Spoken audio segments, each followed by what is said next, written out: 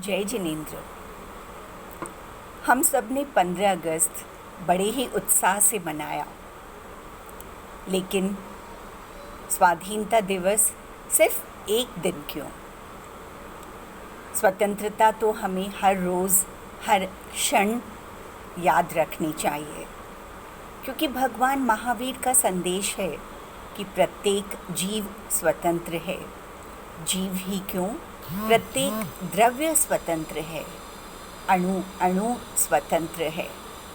लेकिन हमने कभी इन सिद्धांतों को समझा ही नहीं, कभी समझने की कोशिश भी नहीं की, और हम अपने होश गंवा बैठे हैं उसी सेठ की भांति जिसका नाम कुबेर था। जैसा नाम वैसे ही अरबों खरबों की संपत्ति थी उसके पास। बड़ा आलीशान महल था, 10-20 नौकर चाकर थे। एक दिन निकल पड़ा यात्रा के लिए। 1 साल बीता, 2 साल बीता और वह लौटना भूल गया। फिर क्या होता है, सारे नौकर चाकर मालिक की अनुपस्थिति में मालिक बन जाते हैं और स्वतंत्र हो जाते हैं। जब कोई आस पड़ोस का व्यक्ति उस आलीशान महल को देखता और पूछता, इसका मालिक कौन है, तो जो नौकर बाहर होता वह कह देता, इस महल का मालिक मैं हूँ।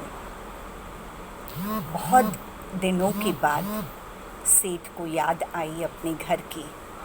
वह लौट आता है। फिर क्या होता है, सारे नौकर उसके अधीन हो जाते हैं। यही स्थिति हम सब की है।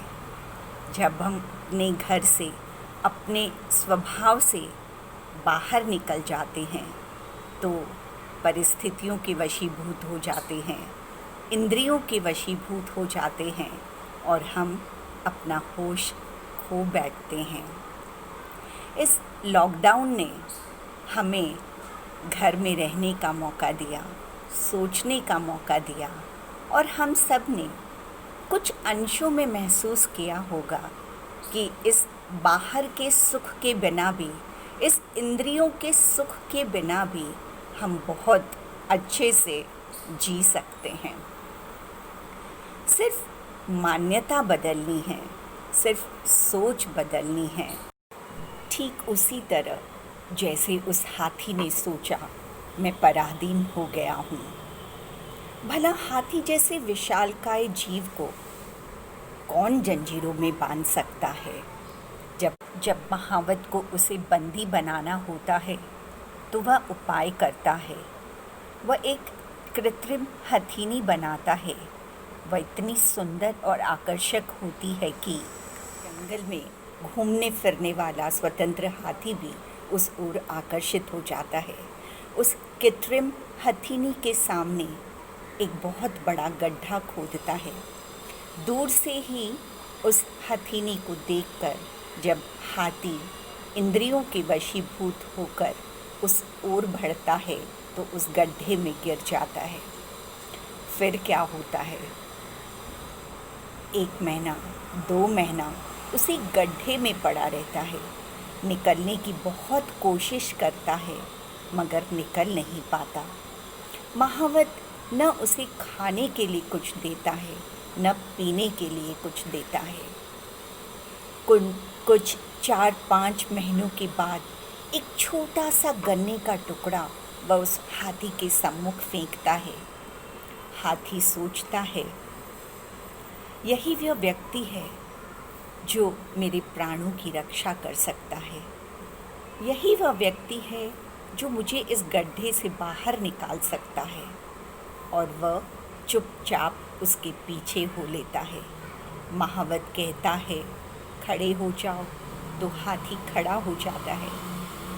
वह कहता है, बैठो, तो हाथी बैठ जाता है और वह उसके सर पर चढ़कर सवारी करता है। ये क्या हो गया है हाथी को? अपने स्वतंत्र अस्तित्व को भूलकर उसने पराधीनता स्वीकार कर ली है। उसकी मान्यता में पराधीनता है। कुछ ऐसी ही स्थिति आपकी और हमारी भी हो गई है।